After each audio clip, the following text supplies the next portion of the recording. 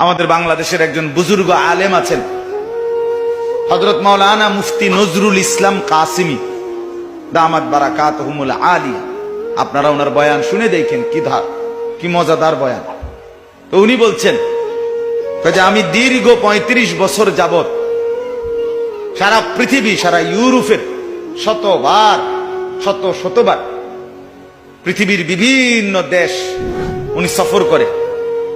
উনি এমনি তো ব্যক্তিগতভাবে পৃথিবীর সব অনেক অগণিত দেশ উনি সফর করছেন, করে থাকেন সব সময় এখনো।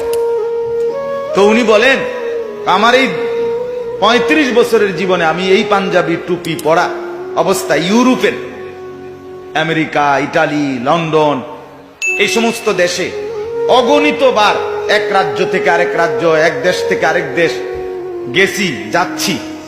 কিন্তু আমি উনি বলেন আমি নিজ চোখে দেখছি, বারবার শতবার আমি নিজে ওনার বয়ান শুনছি, আমি শতবার দেখছি আমার এই পাঞ্জাবি টুপি পরা চেহারা, দাড়িওয়ালা, আর আমার পাসপোর্টের মধ্যে লেখা আছে ধর্ম ইসলাম। এই কারণে আমার ধর্ম আর আমার পোশাক আমার সাথে মিল আছে, এজন্য কোন এয়ারপোর্টে কোনোদিন আমার 2 মিনিটের জন্য জিজ্ঞাসাবাদের জন্য দেরি করায় নাই। কিন্তু আমার সাথে গেছে মুসলমান পরিচয়ধারী জেনারেল মানুষ, ক্লিন শেপ, হ্যাঁ, সম্পূর্ণ ওয়েস্টার্ন ইউরোপিয়ানদের মতো চেহারা সুরত। হযরত নিজে বলছেন এমনও ব্যক্তি আছে পাসপোর্টে তো লেখা ধর্ম ইসলাম, চেহারা সুরতে ইসলামের কোনো নমুনা নাই।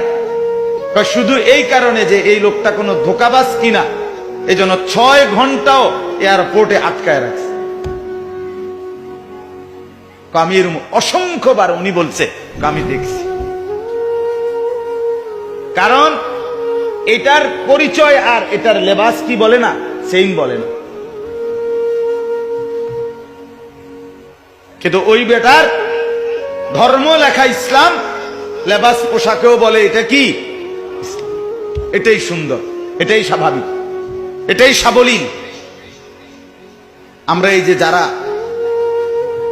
আপনারা কেউই কাফের বেঈমানের মতো আরো যদি সাজেন, একেবারে যদি সবার সামনে খাড়াইয়াও মতেন,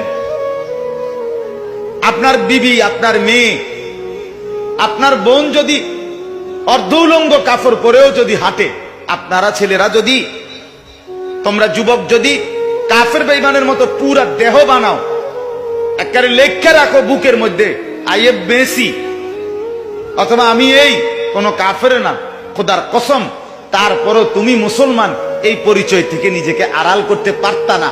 কারণ তোমার ভোটার আইডি কার্ডে লেখা ইসলাম, তোমার পাসপোর্টের মধ্যে লেখা ইসলাম, তোমার জন্ম নিবন্ধন সনদের মধ্যে লেখা ইসলাম, এটা তুমি আড়াল করবা কেমন? এটা গোপন করবা কেমনে? এটা তো পাসপোর্ট দিলেই লগ তো কম্পিউটার উঠে আসবে এর ধর্ম ইসলাম। জন্ম নিবন্ধন ফটোকপি দিবার লগে তো এটার মধ্যে উঠে আসবে এর ধর্ম ইসলাম।